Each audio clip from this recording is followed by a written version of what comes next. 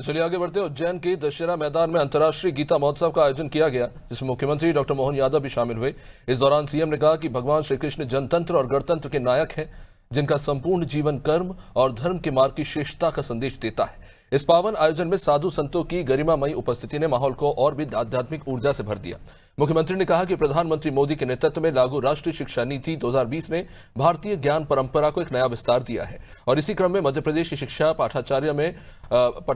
में श्रीमद् भगवद गीता को भी स्थान दिया गया है, जिससे नई पीढ़ी प्राचीन भारतीय ज्ञान से परिचित होकर जीवन मूल्यों को आत्मसात कर सकेगी। भगवान कृष्ण के जन्म के साथ कंस को मारने के बाद भगवान ने शिक्षा ग्रहण करने के लिए उज्जैनी की तरफ कदम बढ़ाए और यहाँ का सांदीपनी आश्रम एक अलग प्रकार के आनंद में भर गया। वो एहसास उस काल के लिए भी हमारे लिए गौरवान्वित करने वाला है, जब अमीर गरीब सबके लिए हमारे आश्रम खुले होते, सबको समान रूप से शिक्षा मिलती, तो एक अलौकिक व्यक्तित्व और एक बहुत अलग प्रकार के घटनाक्रम से निकल के आने वाले भगवान कृष्ण बलराम वो भी शिक्षा पा रहे हैं और एक उनके मित्र सुदामा, जिनके बारे में बताने की जरूरत नहीं, वो अपनी विपन्नता के बावजूद भी उसी आश्रम में शिक्षा ग्रहण कर रहे। और हमारे लिए उस घटनाक्रम के भी कई इतिहास, लेकिन भगवान कृष्ण के जीवन की तरफ अगर देखें तो वो हमको सदैव प्रेरणा देते हैं। कंस को मारने के बाद कुर्सी के बजाय पढ़ने को महत्व देना, ये हमारे विद्यार्थियों के लिए, सबके लिए जीवन में सबक कि वो न केवल शिक्षा के प्रति अपना भाव बढ़ाते हैं, बल्कि एक तरह से जब शिक्षा दिखती है तो कुर्सी भी तैयार थी,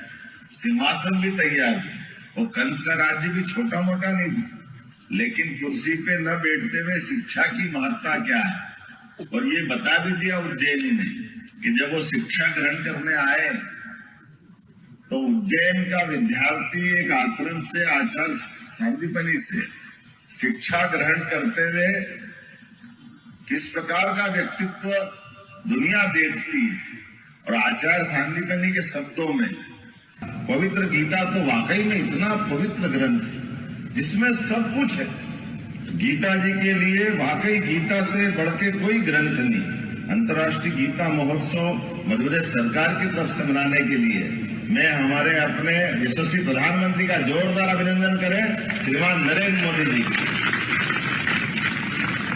जिनके माध्यम से